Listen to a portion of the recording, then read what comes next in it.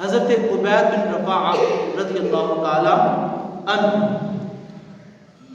آپ فرماتے ہیں کہ حضور علیہ السلام عیدگاہ کی طرف نکلے اور دیکھا کہ لوگ خرید و فروخت کر رہے ہیں، عید کے دن ہے اور لوگ چیزیں خریدنے میں لگے ہوئے ہیں، کوئی بیچنے والے بیچنے میں لگے ہوئے ہیں، خریدنے والے خریدنے میں لگے ہوئے ہیں۔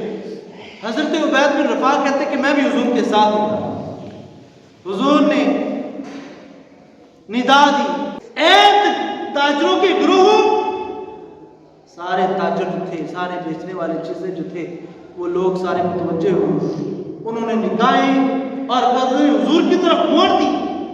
پھر حضور نے فرمایا کہ اے لوگوں، اے تاجروں، ان التجار یبعثون یوم القیامت فجارا، فرمایا کہ قیامت کا دن ہوگا، قیامت کا دن ہوگا تو تاجر لوگ جو ہوں گے یبعثون یوم القیامت، قیامت کا دن فجارا، گناہگاروں کی طرح اٹھائے جائیں گے۔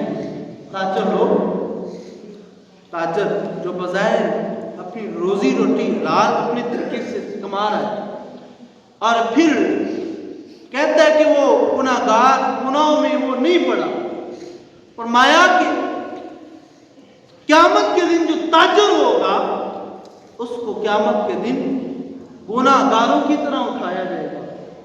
فرمایا الا من اتقى اللہ، سن لو جو قیامت کے دن تاجر بچنا چاہتا ہے کہ گناہگاروں کی گروہ میں نہ اٹھایا جائے، وہ اللہ سے ڈرتا رہے، وہ اللہ سے ہمیشہ ڈرتا رہے، ببر اور نیکیاں کرتا رہے، واسطہ اور ہمیشہ سچ بولنا ہے۔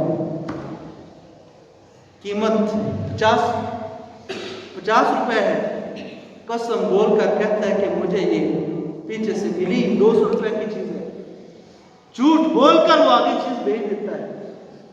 تو کل قیامت کے دن اس تاجر کا حال یہ ہوگا کہ گناہگاروں کے گروہوں میں اس کو اٹھایا جائے۔